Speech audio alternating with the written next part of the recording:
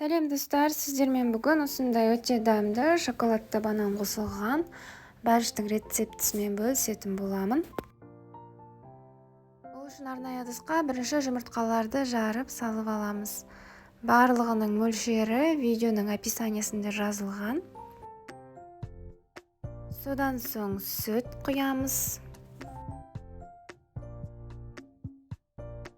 Содан соң ерітілген сары май және сұйық май, қант пен ванилинімізді қосып, барлығын жақсылап араластырамыз.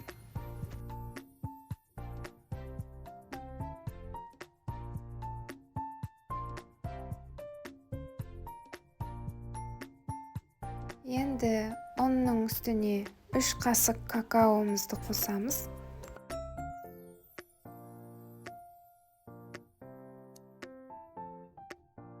Какао мен ұнды бір-бірімен жақсылап араластырамыз. Содан соң електен өткізе отырып, жаңағы ұн мен какаоны сұйық массамыздың үстіне саламыз. Міндетті түрде електен өткізген дұрыс. Себебі какао мен ұн түйір-түйір болып қалады, біздің бәлішіміз көтерілмей қалады. Міне бізде осындай масса шықты. Осы массаның үстіне ыстық суға 1 қасық ас содасын құйып, жаңағы массамызға құямыз. Сөйтіп барлығын тағы да жақсылап араластырамыз.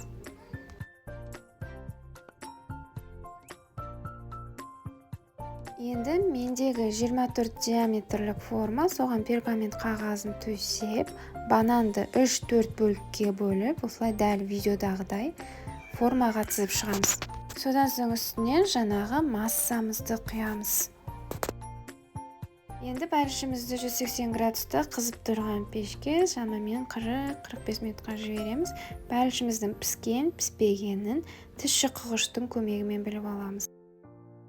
Мінекей достар, осымен біздің бәлішіміз дайын.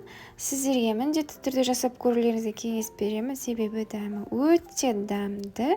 Достар, және менің YouTube каналыма тіркеліп, лайк басып кетуді ұмытпаңыздар.